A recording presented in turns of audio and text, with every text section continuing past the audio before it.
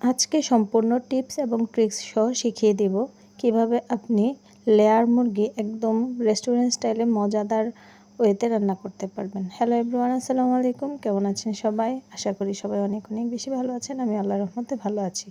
Layer মুরগিটা আমরা অনেকেই কিন্তু খেতে চাই না, একটু শক্ত থাকে বলে। তবে লেয়ার মুরগির স্বাদ কিন্তু দেশি মুরগির চেয়ে কোনো অংশেই তো রান্না শুরু করার আগেই আমি সর্বপ্রথমে একটা কাজ করে নেব, সেটা হচ্ছে আমি পেঁয়াজ বেরেস্তা করে রেখে দিব। এই যে আমি পেঁয়াজ বেরেস্তা করছি, পেঁয়াজগুলো বেরেস্তা করে আমি আলাদা সাইডে রেখে দেব। রেখে দেওয়ার পর এবার আমি আবার প্যানের মধ্যে তেল দিয়ে পেঁয়াজ দিয়ে দিলাম আমার পরিমাণ মতো।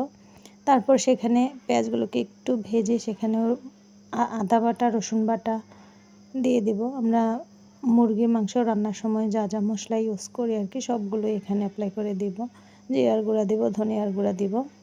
মশলাগুলো যেন পুড়ে না যায় সেজন্য আমি একটু পানি দিয়ে দিলাম। যে কোনো তরকারি রান্নার ক্ষেত্রেই যদি আমাদের মশলাগুলো পুড়ে যায় তাহলে কিন্তু খেতে ভালো লাগে না, সেজন্য একটু পানি দিয়ে নিলে হয় কি মশলাগুলো আর পুড়ে না। তারপরে আমি এখানে হলুদ গুঁড়া, মরিচের গুঁড়া, লবণ দিয়ে দিলাম। তারপরে আমি এখানে হচ্ছে একটু গরম মশলা দিয়ে দিলাম, 2-3টা দারুচিনি আর 3-4টা এলাচ। সবগুলো দিয়ে আমি মশলাটিকে খুব ভালোভাবে কষিয়ে নেব। তারপর দিয়ে দিলাম 2টা তেজপাতা।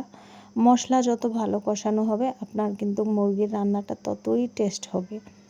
যে কোনো রান্নার ক্ষেত্রেই মশলা যত বেশি ভালো কষাবেন ততই আপনার রান্নাটা কিন্তু অনেক মজা হবে। তাই একটু সময় নিয়ে মশলাগুলোকে কষাবেন, দেখবেন আবার যেন পুড়ে না যায়।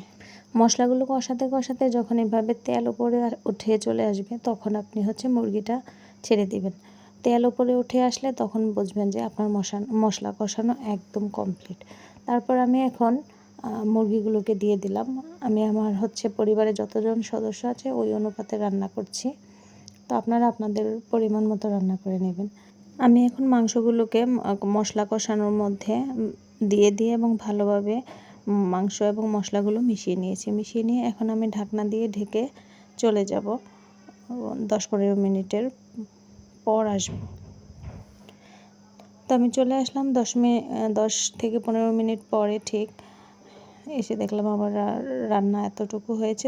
এখন আমি আবার ভালোভাবে নেড়ে চেড়ে আবারও ঢাকনা দিয়ে ঢেকে দিয়ে চলে যাব। একটু পর পরই আপনার এসে নেড়ে দিতে হবে, আর না হয় কিন্তু নিচে লেগে যাবে। আর যদি নিচে লেগে যায় তাহলে কিন্তু আপনার মাংস খেতে একটুও ভালো লাগবে না। তো আমি এই পর্যায়ে হচ্ছে একটু টমেটো কেচাপ দিয়ে দিয়েছি। তো এটা একটু মাথায় রাখবেন, এটা হচ্ছে একটা টিপস যে আপনার মুরগি রান্নার মধ্যে যদি একটু টমেটো কিংবা টমেটো সস কিংবা টমেটো কেচাপ দিতে পারেন তাহলে কিন্তু আপনার ওই মুরগি রান্নাটা একটু আলাদা হবে, অনেক মজা হবে। তারপরে এই পর্যায়ে আমি দেখেন আবার দিয়ে দিচ্ছি পেঁয়াজ বেরেস্তা। এটাও হচ্ছে অন্যতম একটা উপাদান। যদি আপনি টমেটো কেচাপ এবং এই পেঁয়াজ বেরেস্তাটা আপনার মাংসের মধ্যে অ্যাড করতে পারেন তাহলে দেখবেন আপনি রেগুলার যে ওয়েতে রান্না করেন তার চেয়ে কিন্তু দ্বিগুণ স্বাদ হবে। আপনি রেগুলার যেভাবে রান্না করেন সেভাবে একবার রান্না করে দেখবেন, আবার এইভাবে একটু পেঁয়াজ বেরেস্তা দিয়ে টমেটো কেচাপ দিয়ে রান্না করে দেখবেন যে দুইটার স্বাদ দুই রকম হবে। আমি 100% গ্যারান্টি দিয়ে বলতে পারি। আপনার রেস্টুরেন্টগুলোতে কিন্তু এই পদ্ধতিটাই ওনারা ফলো করে, যার কারণে ওনাদের রান্নাগুলো এত মজা হয়।